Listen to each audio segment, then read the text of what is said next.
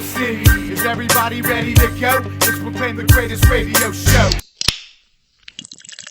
Welcome, fans, to another episode of The Spread. This is your guest host, Big Easy, filling in for Jim Sella today with our senior baseball analysts, JK47 and J Dash, fantasy baseball guru. We're going to continue our NL Central talk. We already mentioned Cincinnati. We already mentioned Milwaukee. We're going to continue our talk here today with the St. Louis Cardinals, I believe. Believe it. The Los Angeles Cardinals, whatever. The Los Angeles Cardinals. I hate them. I don't care. Hate the Cardinals. I hate Mike Matheny. I don't hate the Cardinals Mike as Matheny, much as I hate the Brewers and the Reds, man. BS. I'd like to punch Matheny in his forehead. All right, I still think spit on him. The Cardinals lost some good players this offseason, but I still think they're going to be a pretty good team this year. They did re-sign Jonathan Broxton. That's not a major re-signing or anything. They signed catcher Brian Pena for 2 years. They signed shortstop Ruben Tejada just recently. When we did the Mets segment, we were talking about him being a backup for the Mets, but they released him, and the Cardinals went out and signed him because Johnny Peralta is out for 2 to 3 months with a thumb injury, so that hurts a little bit. Although his bat was going down each of the past 3 seasons, his numbers dropped a little bit, but he's still a pretty good hitter, and they probably can't wait to get him back. They signed starting pitcher Mike Leake because they lost starting pitcher John Lackey to free agency. John Lackey signed with the Chicago Cubs. They bring in Mike Leake for the back end of this rotation, which for the back end I think is a great piece. And they signed relief pitcher, I'm probably going to say this wrong, Seung-Won Oh. He's Korean. He had a career 181 ERA, 10.7 Ks per 9 innings, 2.1 walks per 9 innings, and 646 and a third innings in Korea. So he's a pretty good relief pitcher, and he'll probably work his way to the back end somewhere, 7th, 8th inning, something like that. With Trevor Rosenthal pitching in the 9th, though, I highly doubt he would become a closer for him. What did they lose? They lost relief pitcher Matt Blau, relief pitcher Steve Cishek, who they didn't have very long. They brought him over at the deadline last season. Relief pitcher Carlos Villanueva, they lost the free agency. The big one, Jason Heyward, they lost the free agency. Had a very good season for him last year. They actually gave up Shelby Miller to bring him in, spent 1 season with him, and then he goes and signs with the Chicago Cubs as well. So Chicago beefs up and takes away from the St. Louis Cardinals. But again, I still like what the Cardinals got going on out there. Like I said, they lost Lackey. He was actually their best pitcher for them last season once Wainwright went down. But again, Lackey's 38 years old. I think that this was a smart move in letting him go. He's more of a back end of the rotation type pitcher to me. I know he had a career year last year or whatever, but I'm not giving him big money like the Cubs did because of that. I think he's going to come back down to earth a little bit this season. And they lost first baseman Mark Reynolds to free agency as well. And I believe Randy Choate, relief pitcher, is also unsigned at this point. So not too much during the offseason here. You look at the defensive alignment here. The outfield looks good to me. Depending on how they go with it. Is Piscotty definitely not playing first base? They gave him some time in first base last season. I don't think he'll be playing much there this year. They're actually talking about playing Matt Holliday at first base a little bit this season. To tell you the truth, it depends on how Brandon Moss and Matt Adams work out. Matt Adams, a big power bat that still has yet to show he can be a full-time starter. I mean, he can't hit lefties to start with, so that's one thing he's going to have to overcome. But in the outfield here, if Stephen Piscotty is in the outfield, you got him in right, Randall Grichuk in center field. These are 2 young guys. Piscotty was a little bit older of a prospect in the minor leagues. I actually thought he was going to get called up a long time before last season, and it didn't happen, but they waited. They were patient with him. He come up and showed right away he deserves to be a starter in the bigs, and I really like Piscotty. And Randall Grichuk, a guy that was drafted by the Angels right behind Mike Trout. That was when the Angels had 2 picks in a row, and Mike Trout went on to blow up. Randall Grichuk was a lesser-known guy, and he came up last season and showed he deserves to be a starter as well. This guy has a good power speed combo, plays good center field defense. So I like what they got going on there, and you still got the reliable bat and Matt Holliday in left field if he can stay healthy. So this outfield looks very, very good. And plus, Brandon Moss can play some outfield Tommy Pham, we seen last season, is a pretty good hitter as well. What up, fam? Believe it. And I think this outfield looks good and looks deep, even with the loss of Jason Heyward. With Heyward, it looks a little better maybe, but still, I mean, this outfield looks pretty solid to me. And the infield, like I said, you lost Johnny Peralta, which is going to hurt until he returns. But when he comes back, Matt Carpenter at third base, he is Mr. Reliable. He had an odd season last year, though. His average dropped a little bit, but he showed a ton of power last season out of nowhere. I'd rather see him turn into that 300 hitter again and drop some of the power, I guess, if you had to choose one of the two. But either way, he's a very productive player and has been for seasons now. And at second base, we'll have to see if Colton Wong can finally break out. It looked like he was going to break out at the beginning of last season. Looked like one of the best second basemen in baseball for the first couple months, and then he really fell off. And he has to put together a full season still. But this guy, he was a top prospect for him. He's still very young. He has a good bat. He has a nice power-speed combo for the second base position. I really think he has a chance to break out this season. And if not, you brought over Jed Jarko as well, a guy I forgot to mention. You actually traded John Jay away for him. So John Jay, a guy that's been a big part of this team as well in the past. He didn't have the biggest season last year, but he's gone now. You bring in a young second baseman. They actually say this guy can play shortstop as well, but I never really thought of Jarko as a shortstop. He can play third base for you, so this guy can move around the infield. And he has a big bat. I mean, he can hit some home runs for you, but we'll still have to see about how he can be as just a consistent contact hitter, because he strikes out a ton and it drives his average down. But if you need some power off the bench or anything, he's a good guy to go with. And who knows, maybe he gets some playing time as shortstop if he can play there over Ruben Tejada this season. I don't know. I mean, Ruben Tejada is not a big bat or anything. He plays good defense or whatever, but he leaves a lot to be desired offensively. And then first base, you got Brandon Moss, Matt Adams, and we'll have to see if Matt Holliday plays any first base this season. So, first base, there's some questions there. Brandon Moss can give you some power or whatever, but there's a lot of questions in his offense other than that power. And Matt Adams, the same thing. He got some power, although the last time he was healthy, he didn't really show that much power. So, we'll have to see. He was a good hitter in the minor leagues. He showed power in the minor leagues, but he hasn't really put it all together in the bigs yet. So, questions at first base. And catcher, I mean, if Yadier Molina stays healthy, he's still a good defensive catcher, if nothing else, and he can give you a hit when you need it, maybe here and there. But Yeah, his offense, he'll push it the right field all day. yeah, his offense has really been dropping over the past couple of years as well, though. So I mean, he's getting older and older. Up. Yeah, he's getting older. He's beat up. I mean, it's not a knock on him. He's one of the best catchers in baseball for a long time. Yeah. But his offense is dropping off a little bit. He's still great defensively, though, and he deserves to be a starter. Obviously, he made the All-Stars last season. So you got to like what you have in Yadier Molina, but expect a little bit of drop-off again offensively this season. It's just been trending with him that way. And like I said, you brought in Brian Pena as a backup, which is a pretty solid backup to have as well. So offensively, I mean, once you get Peralta back, it's going to look pretty good to me. Until then, you might be a little short at that position of a shortstop. And we'll have to see about first base, how they work it out there. If Matt Adams steps up and becomes the player they want, if Brandon Moss is having a good season, we'll have to see. I think Matt Adams will be able to contribute. I've always liked that guy. He's from Slippery Rock. He went to Slippery Rock. I got no problem with him. Or he's going to be slipping on that rock right back to the DL. Crack rock. What do you think about their offense, though? I don't know. I mean, lots of question marks. I mean, I'm not sold on the 28 home runs by Carpenter last season. No, but I think he's a better hitter than he showed as well. And he's always driving in runs and scoring runs, so I wouldn't have too many questions about him or anything, though.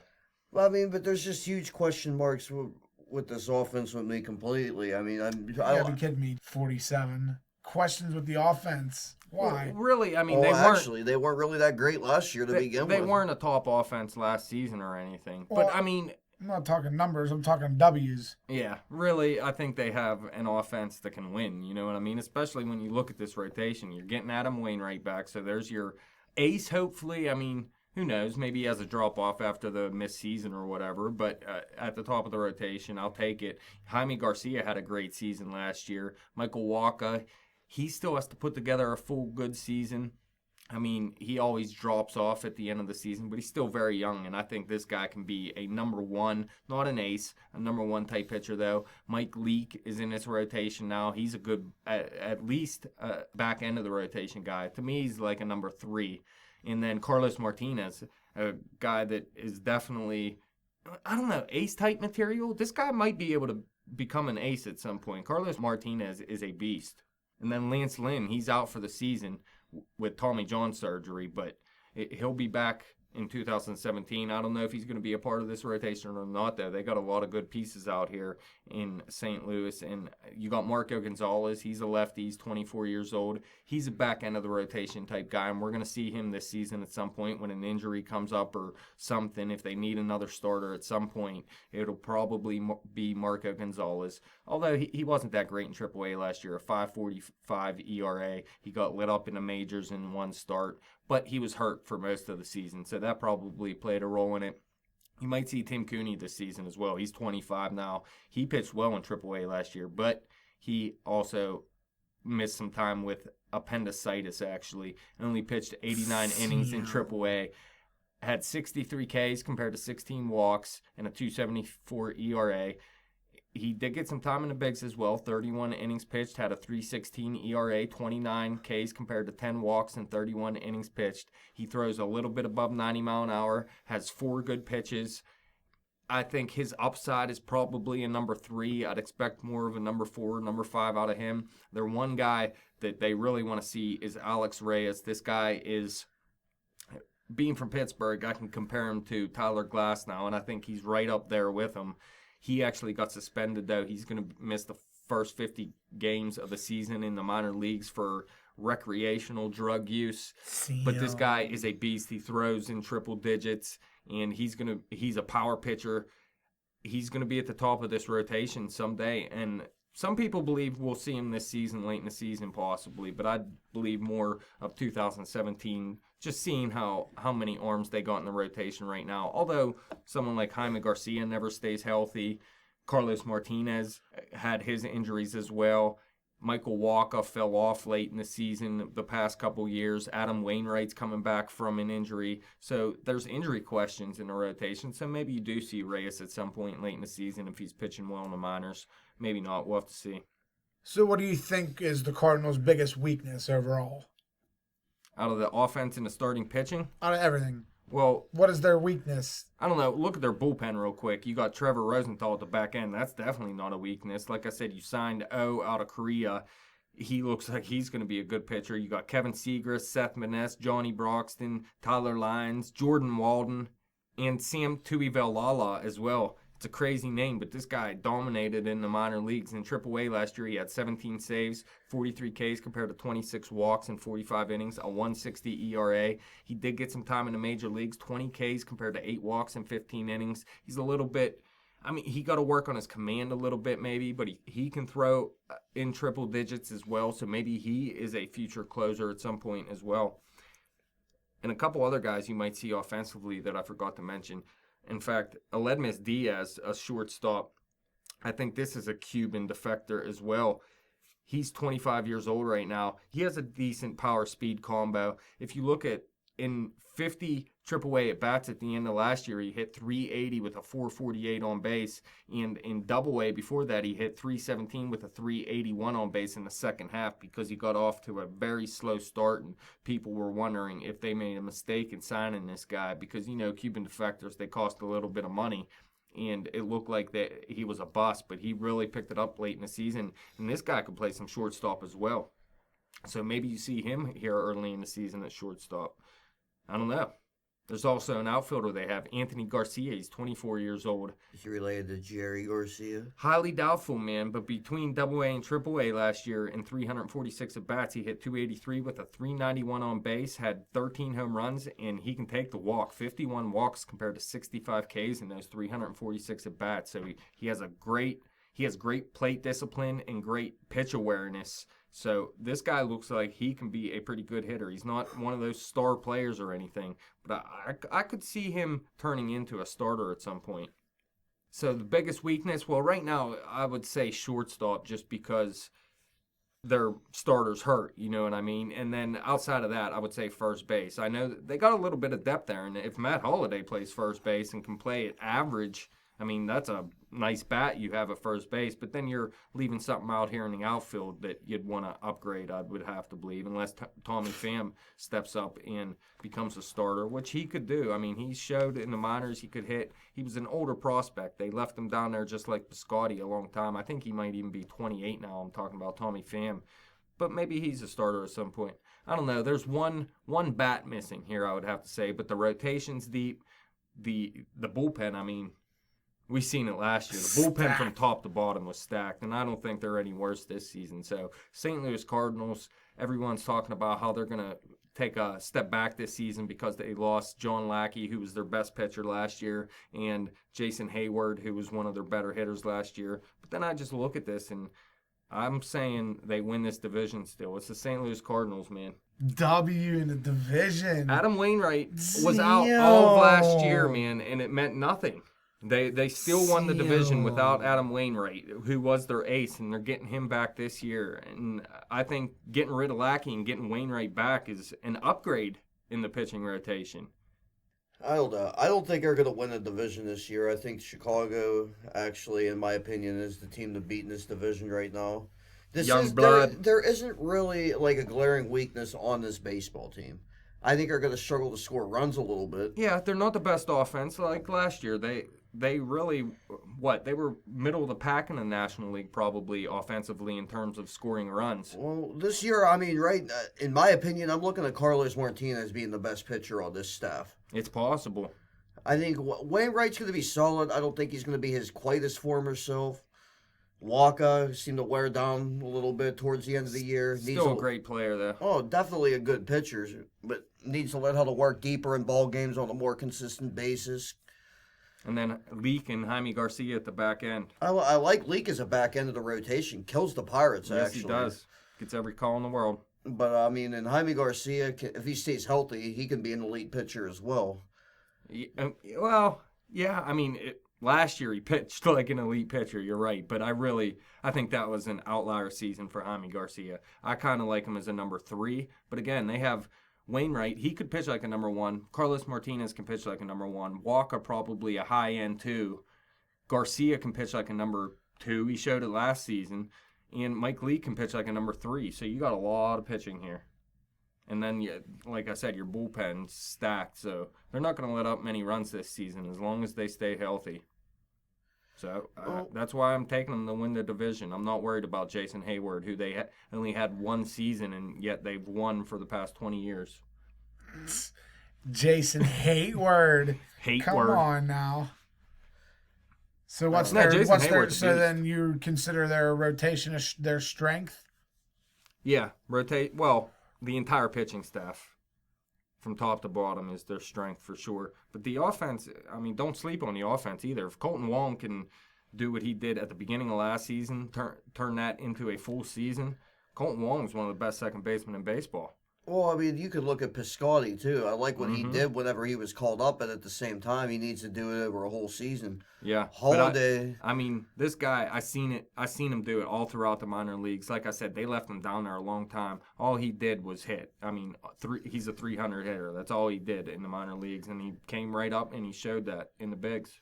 Then you got to worry, or not necessarily worry, you got to kind of wonder about Grichuk, too. Yeah, he showed some nice power last year. I mean, that's the biggest question to me, is Grichuk, is his bat for real? Because, I mean, he looked great last season. I don't think he was that good in the minor leagues. So we'll have to see.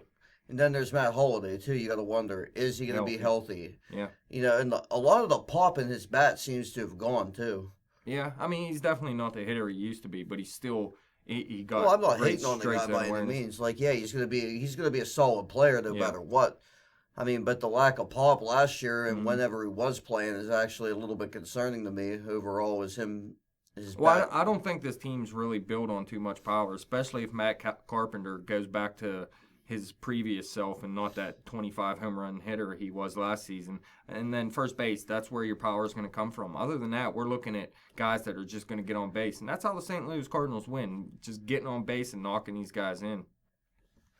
So what do you predict them in for the division? Second place. Second place, huh? Ooh, Pirates are going to take third place, huh? You just gave it away. I'll explain why when we do the Pirates segment. Okay, that's fine. I'm going to have to agree with him. Second place? Yeah. Second place for me, too. Cardinals, stacked. Tradition, check. World Championships, check. Douche coach, check. So that's all you need. Well, the truth be told is, I mean, if the Pirates are going to overtake them, it is going to be this season. I could definitely see them sliding back into third place. It's possible. I think the pitching is going to be there. I just don't think the offense will. And as far as the Pirates, I mean, like I said, we'll get more into them whenever we do their segment, but I hate them. They have to overtake them for me to say that they're going to go ahead of them. But why not the Cubs? Why don't they have to do it before you believe in them? I just like the Cubs just have, right now to me, they have the ultimate team. Great defense. Ultimate team. Two great defense. Their left fielder is garbage defensively. While the Pittsburgh Pirates left fielder is the best defensive outfielder in all of baseball. They have white guys in the outfield, 47. Come on now. No, some white guys can jump, apparently. They actually have 2 black guys in the outfield and 1 white guy. Well, so they have a white guy in the outfield, so 2/3 of your outfield is good. No, but Kyle Schwarber is actually good too. Talking about the Cubs, that's their left fielder. Dude's a power bat. He tailed off at the end of last season or whatever, but had a big playoffs, and I think that dude's going to be a beast.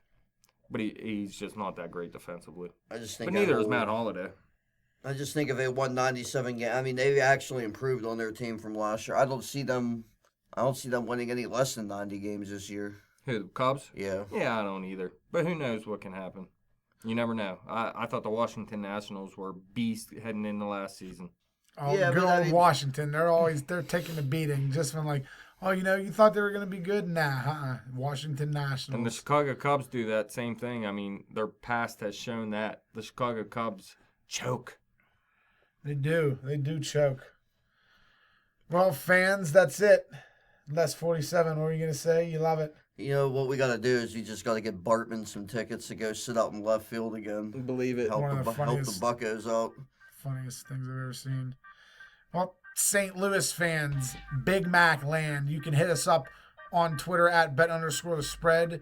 You can hit Jim Sella up on Facebook. You can like us on Facebook all the time. Go to that YouTube channel. Subscribe. We're going to finish up our NL Central talk with them Chicago Cubbies and our own Pittsburgh Pirates. Big time top shelf segment. Don't miss out. Until later, peace.